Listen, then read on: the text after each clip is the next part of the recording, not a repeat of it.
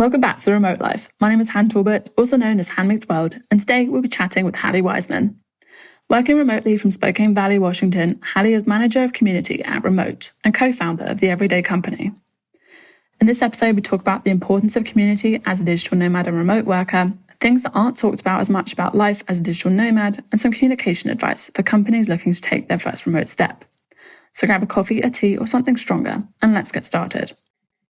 Hallie, welcome to the Remote Life podcast. How are you today? Thank you. I am doing really well. How are you? Doing good.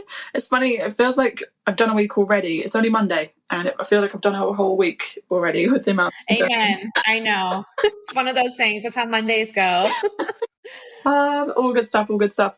Let's dive straight in. Tell us about your remote life journey, about you so far, and how it's been for you so far. Yeah, I'll start way back during the pandemic, which is where I'm sure a lot of journeys start. So my shift to full remote was during the pandemic, but this was always something that I was a really big advocate for in all of my previous roles.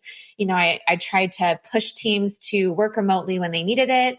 If they wanted like a mental health day, or they could do their role remotely and just wanted a day where they didn't have meetings, I did try to advocate for remote work at previous roles. And so I was at the time working in the ed tech industry when the pandemic hit. And as you can imagine, this was a really, had a big effect on the industry. And so I was a big part of our response to supporting that as a tech company. And during this time, I was also the president of a nonprofit called AMA PDX, which stood for the American Marketing Association in Portland, Oregon. And a big part of what we did was bringing together the marketing community for in-person events, networking events, and professional development. And also, as you can imagine, we had to drastically shift our strategy to support a remote community in addition to networking. And this also affected the way that our board of directors came together, networked, brainstormed, and planned out the rest of the year. And this is really like right in the middle of our board year. Wow. So at this point, you know, I was looking at remote work, thinking about, wow, this is going to be huge for everyone. This is going to impact everyone's life. And that was the point when I shifted my career to working in community management full-time at Remot. And I know that's confusing for those of you listening, but when I say remote, that is going to be remot.com, where I currently work as a manager of community. And, I just wanted to fully work for a company that supported remote work access in both culture and long-term vision for the company. So during this time, again, now I started to align my career aspirations more now with my lifestyle. And my husband and I last year decided to make the move from Portland, Oregon to Spokane Valley, Washington. And we did this to be closer to our family and to find a spot that better suited our love for the outdoors. There's a ton of lakes over here. We love to boat. We love to be outside. And then also starting a family, we just have more space out here. And it was just more aligned with our lifestyle. And then in addition, both my husband and I work, full-time remote. So we're able to travel remotely. We just love the flexibility that remote work offers us. And so we can work, we can travel, we can live our life and have really great work-life balance. That is the ultimate dream. Absolutely. I think, for a lot of us who decide to go remote, it's that finding work-life balance that has just become so important as well. Do you think that, just out of interest, do you think that the pandemic has kind of made people decide that they want to be closer to family? Do you think that's a big factor for people? It is absolutely a big factor. And at Remot, we just published the Remote Workforce Report, where we actually surveyed a ton of different participants, remote workers and leaders around the world. And one of the contributing factors for why people are staying in their jobs was to be closer to family, to move, to have access to remote work. And I think that that's something that was a lot harder previously. And there's also new data that people have that are in younger generations, right? So people maybe in their 30s and 40s now have to take care of family members, like their parents, because they're a lot older. And the shift also, in having to actually take care of family members and support them in addition to the ability to work remotely. I think now people are just moving, right? They're moving out of the big cities. They're moving to more rural areas to have better access. So yeah, absolutely. I think that's a huge factor. Honestly, it's funny, like cities and things, I feel like it's just like a whole other topic, and like how the pandemic has drastically changed how cities are designed, how they are owned. Like that's like a whole other conversation that I could like so go into, and I found so fascinating just in terms of social space. But maybe a conversation for another day. Yeah, it's one I'm super passionate about too. So yeah, that's a whole nother conversation, but yeah, worthwhile one. Awesome. So you mentioned Remot, and in brackets we'll say remot.com. Tell us more about your role and kind of what it involves. Yeah. So first off, Remot makes it easy for companies to hire and pay people living anywhere in the world. So we take care of payroll, benefits, compliance, taxes, stock options, relocation, and much more for international employees and contractors. And I work as a manager of community, where currently we manage social media. All of our social media, you can find us online and all the major social media channels. And then also manage our customer advocacy. So our customers are also a big part of our community there. And down the line, we hope to be implementing an online community where we can bring remote workers and leaders together in a forum style and networking style community. More to come on that, probably like a 2024 goal. But that's currently what I do. And I've been there for, almost 2.5 years. And in that time, we've really grown. I think I was employee number 95. And within the first year, at the end of my first year, we had grown to over 1,000 employees. So you can imagine the change, right? Like the change in job duties, the change in processes that remote and leadership really had to implement to support that type of growth. But yeah, I was part of all of that, saw all of that, and have a lot of learnings to share from that as well. So my eyes kind of went a bit wide when you said 1,000 in 1 year. Like that's insane. So, and of course, like we are seeing a big boom, I guess, in a lot of remote first tech companies at the moment.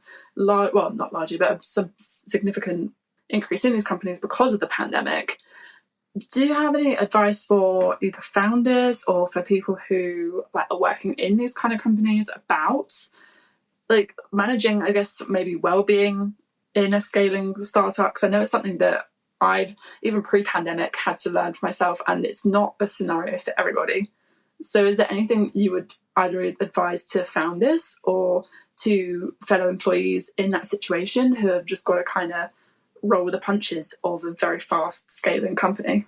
Yeah, I think that you have to be deliberate as a leader in baking that into the culture from day one. It's not something that you can retroactively add, once you're like, oh no, we're at 500 employees and everyone is getting stressed out and, we need processes, right? That's not the way to do it. I think our founders and our head of people at the time, they were really deliberate in setting up remote and the culture for that growth, right? They foresaw that. They had structure in place. They had processes.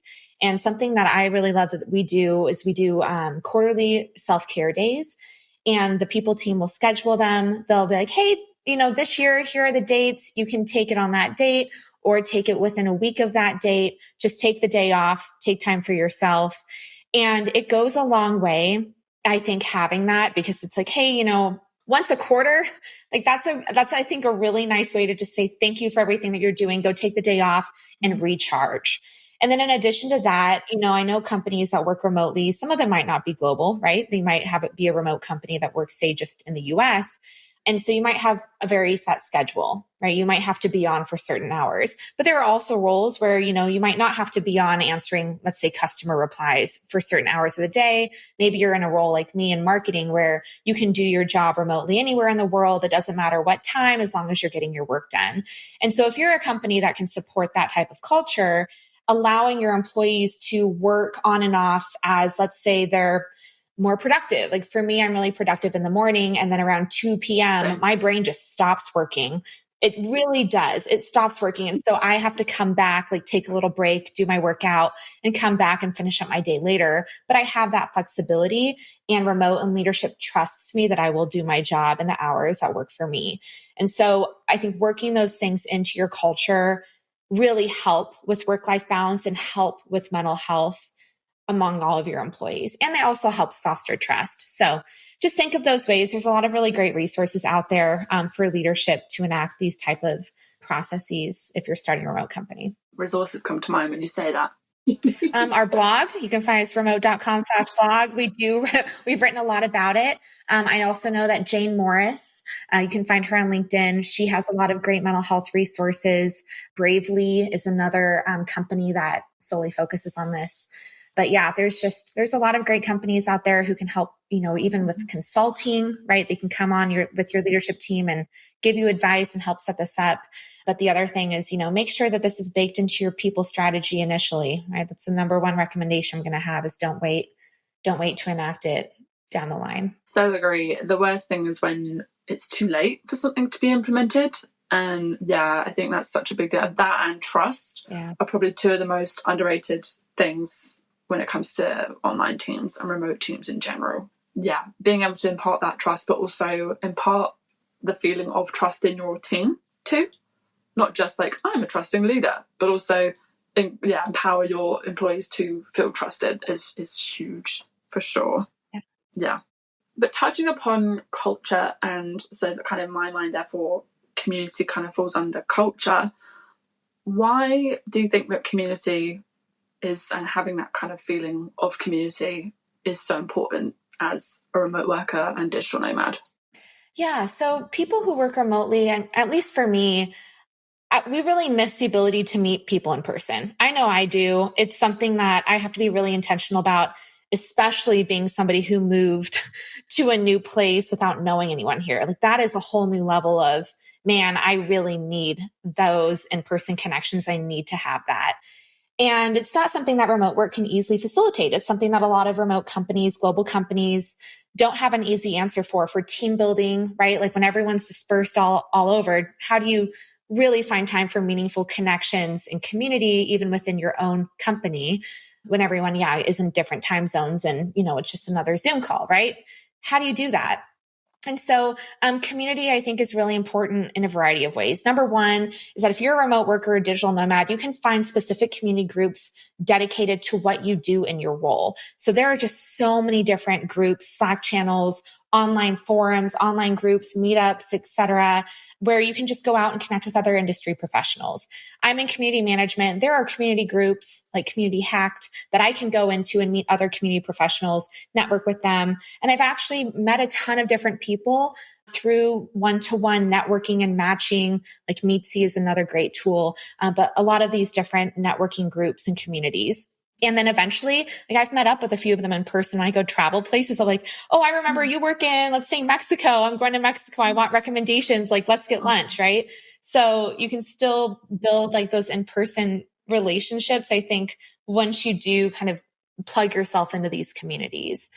And then another thing I would say is that online communities can be a great way to have access to this global mindshare where, now you're able to meet people around the world and have access to their insight, right? To their brainstorming.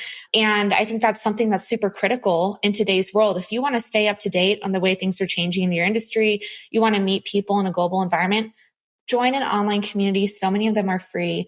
It's really important. And then as a digital nomad, I would say that it also opens up a whole network of individuals and relationships that can be strengthened more in person because you are traveling more. And they probably have a ton of different tips based on wherever you're going. So you can use them as a really great resource. And then, of course, share your learnings with that community, with that group once you do travel. I did this when I went to Costa Rica and worked remotely when we were looking at our wedding venue initially, and I did the same thing in Helsinki, Finland last year. We're from Hawaii, and I'm looking for those co-working spaces to meet new people in person.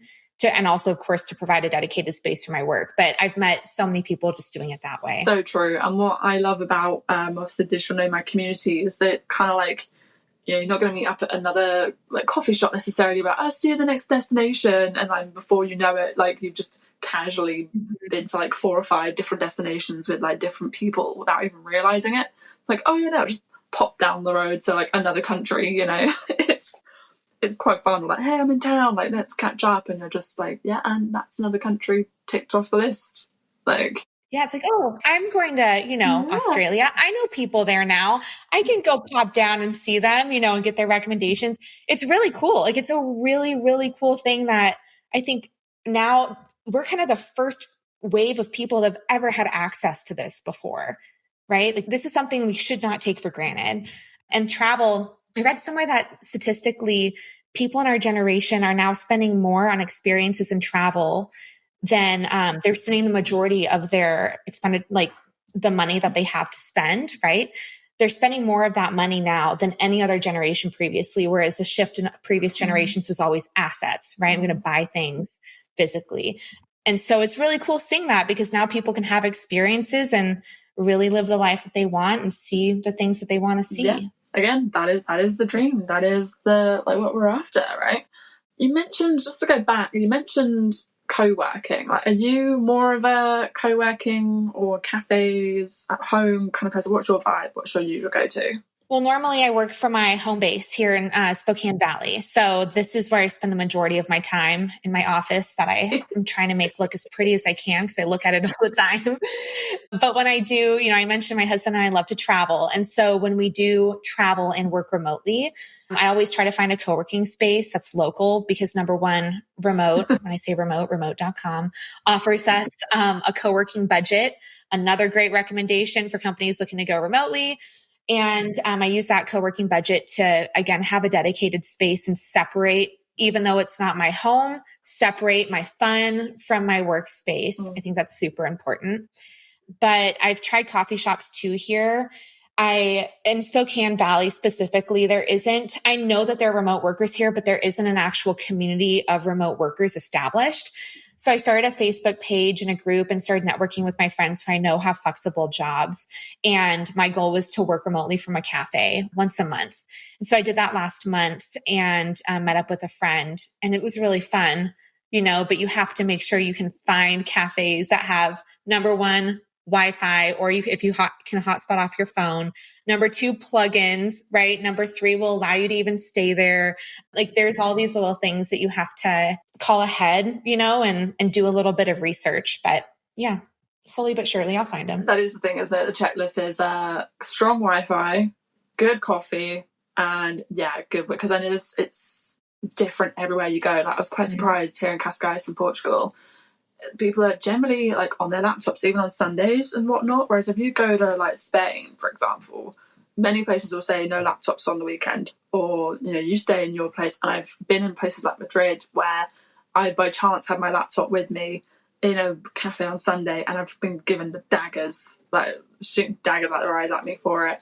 I wasn't even doing actual like paid work for myself at the time. I was just doing a blog.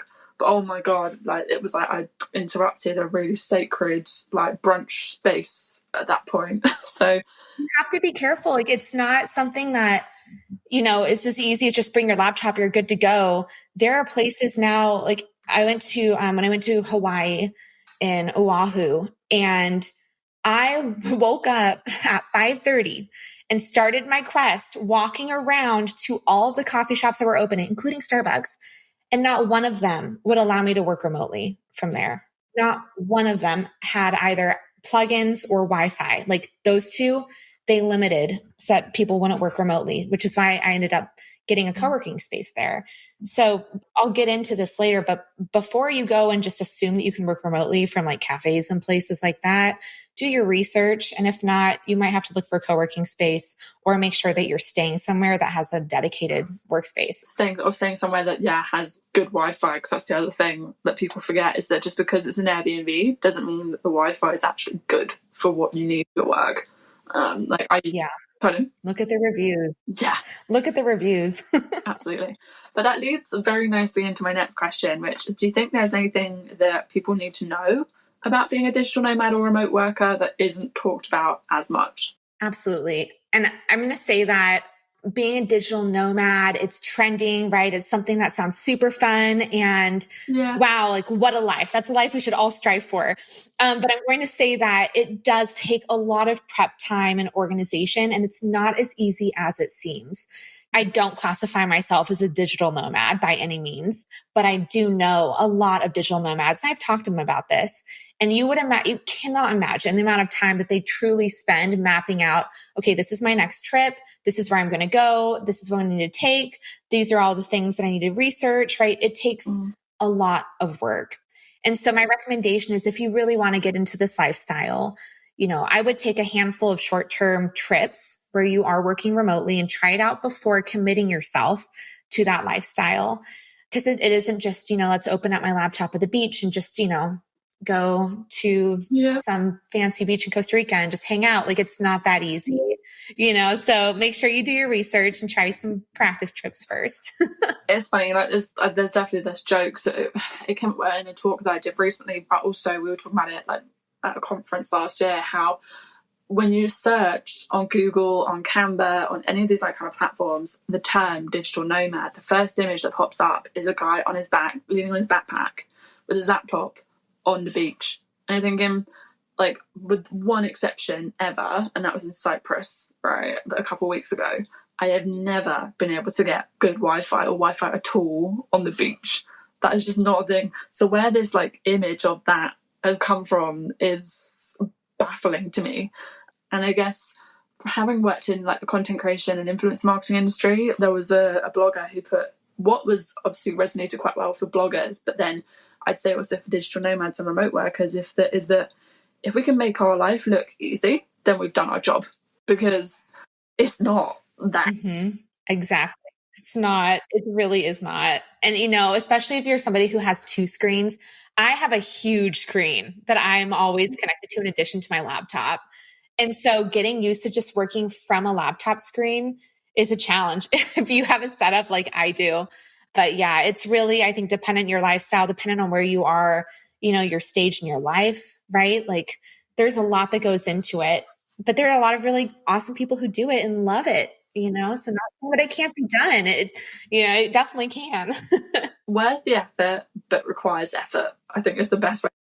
Also, and I definitely appreciate you also mentioning that not all digital nomads, or not all remote workers, are digital nomads, because it's not something that everybody necessarily wants to aspire to, and we all have different reasons for being remote workers first, I would say. Yep, exactly. 100% agree. To switch things up a little bit, talk to us about the Everyday Company. So I'm one of the co-founders of the Everyday Company, and we're an early stage SaaS startup. And I currently lead marketing, operations, and customer success. And so right now we're on a mission to uncomplicate work life for the knowledge economy. And we're building a platform to streamline the process of turning an idea into reality while removing tedious tasks so that creators can focus on bringing their visions to life.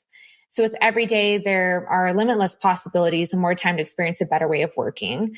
And what we're really trying to do is to summarize it for people who work remotely or just work, right? You have so many tabs open. You have so many apps open. There's Notion, there's Slack, there's Figma and Asana and just email and all of these different ways of communicating. And we're really trying to streamline that into one centralized platform so we can give you back the time to do deep work and to focus without switching between all those apps. I mean, in summary, that's what we're building. And you can sign up for our limited preview release at everydaycompany.co. It's .co. And then you can have first access into the view of Everyday when we launch our access, which should be very soon. It should be this summer, which we're super excited about. But yeah, I've been working on that for a number of years now. And it's really fun to finally see it come to life. Exciting. Yay. So when you say creators, who are you primarily targeting? Yeah, so I'm thinking of, anyone who is in the knowledge work industry, creators especially being kind of a hyper focus of this segment. So if you're somebody who has to take an idea and put it into action, right? You have a big idea, you need to get it down on paper, you need to write a summary about it, then you need to assign tasks out to your team, you need to whiteboard, sketch it out, present that to somebody. That's who I'm talking about in the creator kind of market. A lot of people who fit into this industry are people who work for marketing agencies, right? Creatives in that aspect, who work on creative teams in different brands and agencies. Or, you could just be somebody who is wanting to plan a wedding, right? And you have a big idea for creative vision and you want to put it into plan, you want to put it to action. So that's what I'm talking about. It's exciting. And just out of curiosity, do you have any advice for people who are starting a product themselves, or first-time founders or anything like that? Is there anything that you would wish you'd known at all at any point in your journey of creating your product? I would say the first thing is give yourself patience and know that things are going to change. I mean, we shifted our vision so many times. We did. It only comes together once you really start talking to people and start putting your idea out there.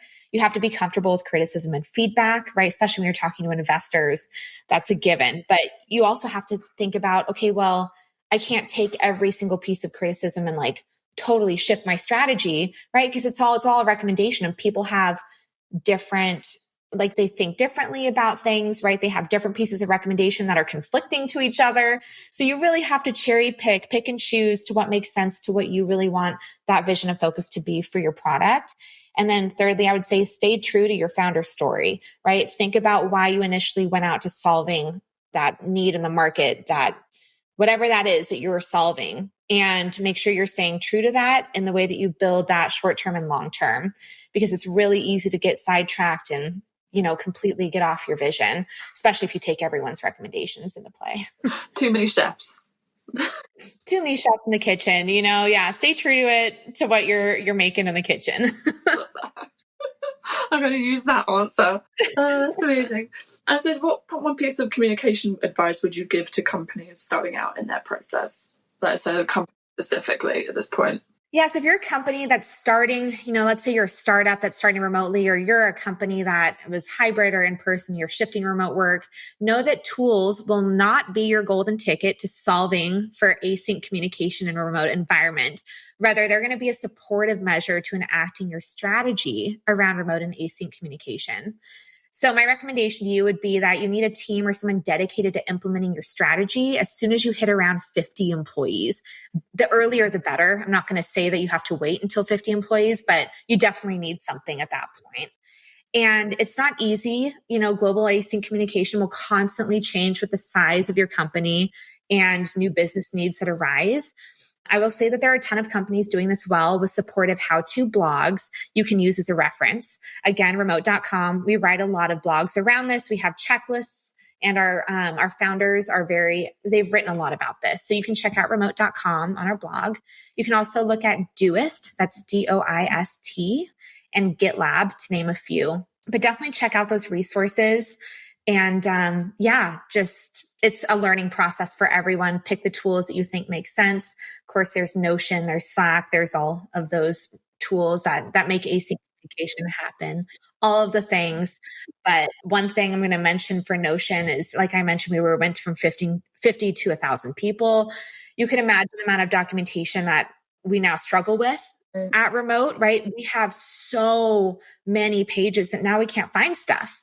So it might be a good tool for you at an earlier stage, right? But long-term, you have to think about how quickly am I going to scale? What are going to be the needs of my organization in a year? And am I picking the right tools that will support me for that continued growth? That is such a good point. I mean, so I work in creative project management. So again, for me, I love a system and I love a flow process. Like, oh my gosh. Yeah. Okay, take Notion. Would you stay on Notion and just make the system more simple, or would you go to another tool entirely? Like, what would you say would be best? I know that we have looked at other tools, but the biggest thing is we're trying to create kind of our internal wiki.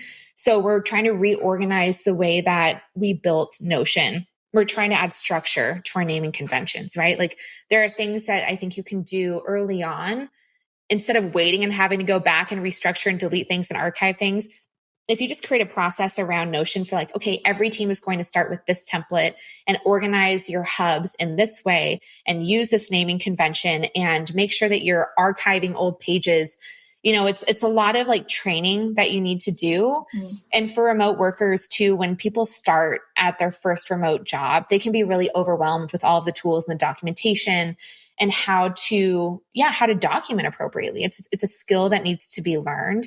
And so I think as a leadership of a remote organization, especially if you're transferring from hybrid and in-person to remote, you're going to have to dedicate a lot of resources to training your team and making sure it's part of onboarding to really, again, facilitate that long-term growth.